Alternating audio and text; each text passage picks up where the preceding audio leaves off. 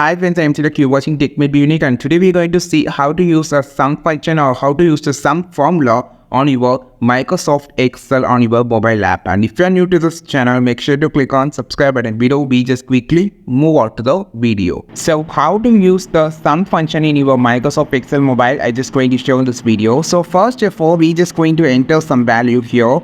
So about 67, 56, 87, something like 35 and 40, 65. Okay. So I just need to add this sum by a formula.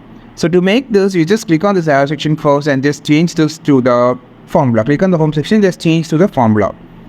Now you will see the first option called auto sum. Click on this. And here you will see a lot of formula. There's total of 5. You just need to click on the first option called sum. Click on the sum option.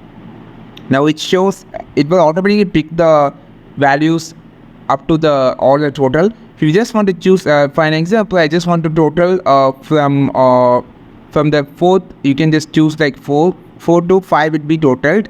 Or if you just need to first, you just click this and click on the OK option, which total will be answer. You can see the total has been updated.